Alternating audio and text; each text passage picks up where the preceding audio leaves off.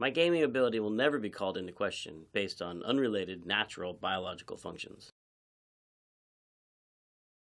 This is Tim Schafer. He helped Anita Sarkeesian to raise as much money as possible for her Kickstarter years ago. Needless to say, he is anti-Gamergate and supports the cultural Marxists that infected honest journalism. The question is Tim going to be safe from the feminist inquisition? What will happen if feminist standards are applied to his own work and behavior? Does he know that the gaming media is going to rip him to shreds as soon as he stops being useful?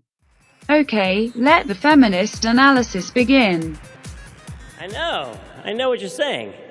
This award show is off the hook. It's like a freaking Def Leppard concert, right? I'm assuming that you guys still know who Def Leppard is and you still say things like off the hook, right? But it's true, we are very much like Def Leppard up here. We look awesome on stage. We're totally rocking super hard. And during the drum solos, we all have orgies backstage with the groupies. Yeah? Well, it's not with groupies, it's just the other presenters. And it's not actually orgies, we're just playing Magic the Gathering. Timothy John Schafer, did you just make a joke about objectifying dozens of young women? Are you implying that this is what men should aspire to have lots of meaningless orgies with young groupies, using them for the flesh and then discarding them? Didn't you get the memo that this joke is incompatible with our Newspeak value system? Aren't you aware that a new Victorian age is coming? Only for men, of course. Oh my god, this is so terrible and you made a joke about it, sexist misogynist. Because of jokes like this, women stay out of gaming. They're afraid that they will be raped by desperate, creepy virgin nerds that play MTG. But that's just the tip of the iceberg. Shall we continue? You know how they say you don't want to see how sausage gets made? We're going to show you how the sausage gets made. We are going to take our sausage and shove it in your face, warts and all.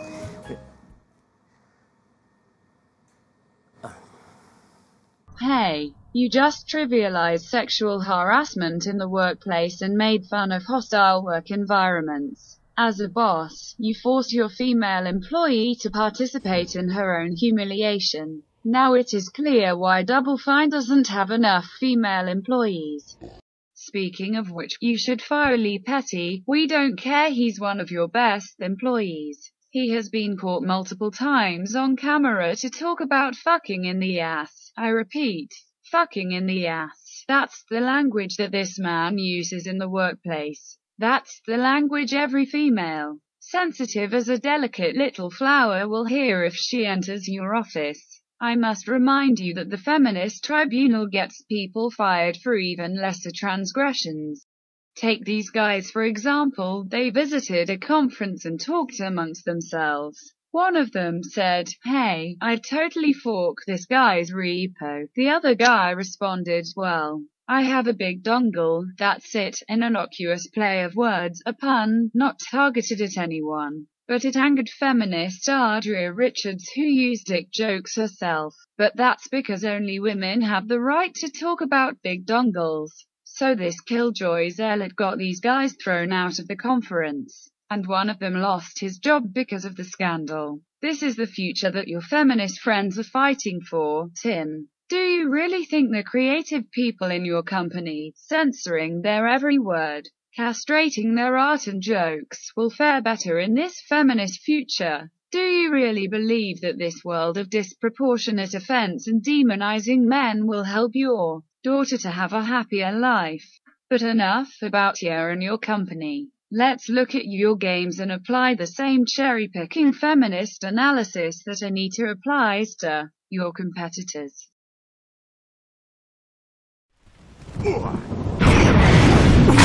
Resume.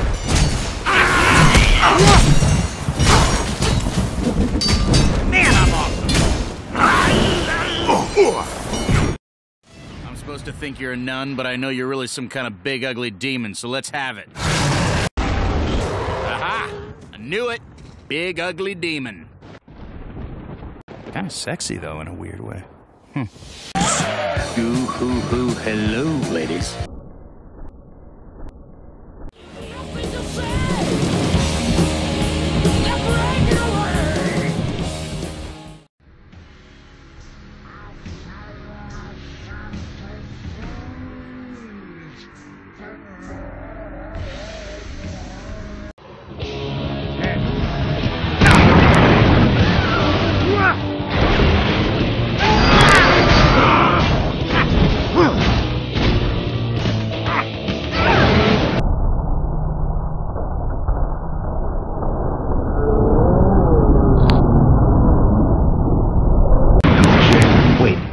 heard once that killing nuns is bad luck. I'd better get out of here.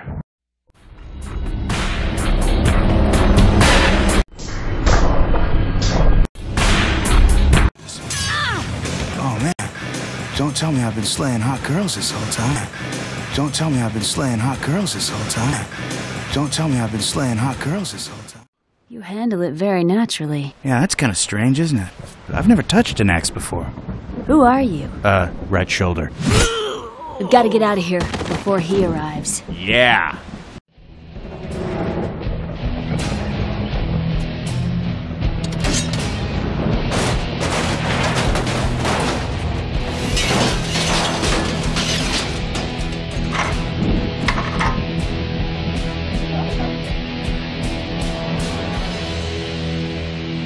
Is it a minecart? I call it the Druid Plow. Let me show you how it works.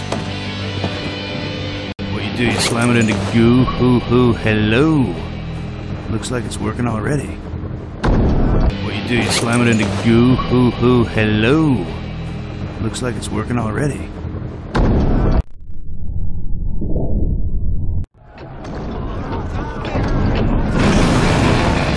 You have awakened the spirit of the beast himself. I hope so.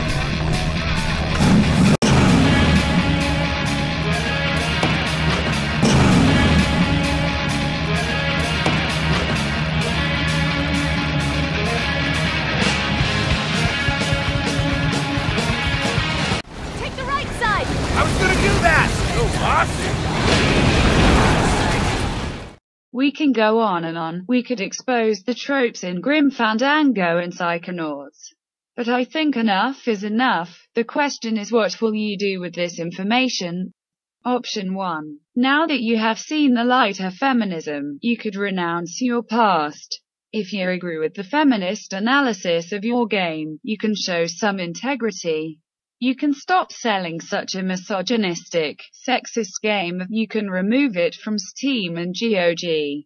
You can stop endorsing it and advertising it. But then, there's option 2. Maybe you don't agree with our analysis, but we use the same tools Sarkeesian uses. If you don't agree, that means that Hitman and GTA are not as sexist as Anita claims. In fact, we may argue that Hitman and Grand Theft Auto may be even less sexist than Brutal Legend. Before you withdraw into denial, Tim, consider this. The large part of your blasphemy merely shows that men want to have sex with a lot of beautiful, young women.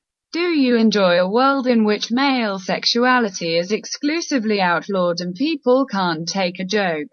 Tim, you're trying to redeem yourself with the ideologically driven and long overdue adventure game called Broken Age. As already stated, however, it's hard to please the feminists without killing any life in your story. For example, if Ben from Full Throttle were a girl, you wouldn't be able to beat him up, throw him in a dumpster, and torture him like you did. That would be misogyny and violence against women. Do you remember how Tomb Raider was qualified as torture porn, and only the fact that it was written by a female author managed to save its face?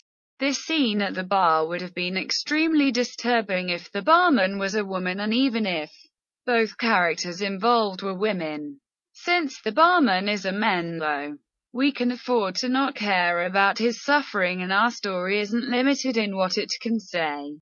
What if Manny Calavera had been a female character? You couldn't make him lose his job because there is corruption, or even portray him as a loser. Every ridicule and contempt he experiences would have been interpreted as discrimination against women, and not as a result of his personality or the corrupt nature of the city itself.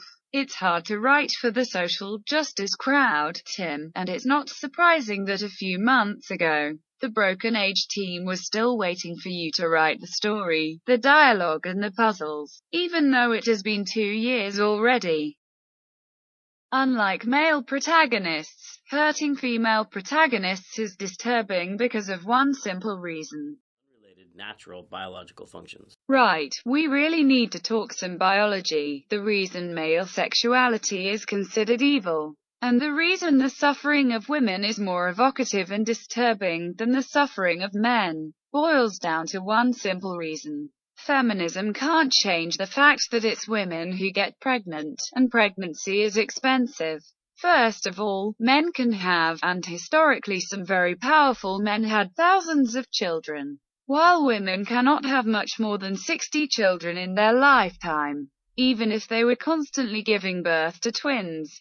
This is why women are so picky and selective when they choose a partner. They pay a higher price. This is also why they are sick of being approached by horny men, while men would crave the same level of attention.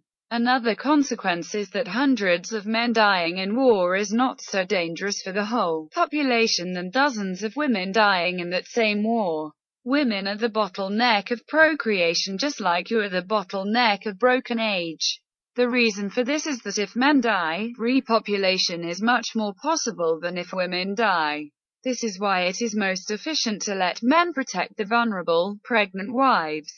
You may say that we have birth control, and in our comfortable first world life we're not threatened with extinction. But pregnancy is still expensive, still reserved for women only, and dangerous jobs and workplace deaths are still exclusively male, and feminism doesn't fight to change the workplace death ratio. Men are ready to defame their own gender and put women on a pedestal. Women have the inherent sexual power to select, to choose who gets sex and who doesn't. Feminists wanted liberation and wanted to get as much sexual power as possible, but that had its unexpected side effects. That's why, at the same time, they fight for making men to be automatically guilty, and make male sexuality to always be perceived as shameful and evil. Kotaku regularly publishes hit pieces on male game developers if there is even the slightest unproven suspicion of a sexual transgression. This costs these male developers their reputation and career. The spouse and kids of being shamed and threatened. These guys have been falsely accused of sexual assault, because, despite the feminist narrative, there are many women that would lie about abuse and sexual assault. Women can gain a lot from false accusations. They can get revenge, or fame, or even distraction and avoiding responsibility for something bad they did, like an affair or bad grades in college. They would use the perceived weakness to manipulate everyone, because men instinctively want to protect women and play the hero. Gamergate started because it became obvious that it is illegal to question anything a feminist woman does, no matter how cruel, stupid, selfish, or immoral. People are slowly becoming aware of the absurdity and hypocrisy that is being pushed their way. A woman who abused and isolated her boyfriend from his friends, who claimed that cheating is equivalent to rape, enjoys the moral high ground while doing the opposite of what she preaches. Then she cries harassment if her own standards, labels and judgmental attitude is applied to her. A real sociopath is enjoying media silence, while at the same time throwing innocent men under the bus is okay for the feminist-driven media. Misogyny, you say? Female supporters of Gamergate and female game developers who support Gamergate have been doxed and harassed. But that doesn't fit your narrative, does it? Feminists are the ones spreading division and hate between men and women, between developers and gamers. You're nourishing a monster, Tim. And I'm sure you're doing it with the best of intentions. It's really sad to watch.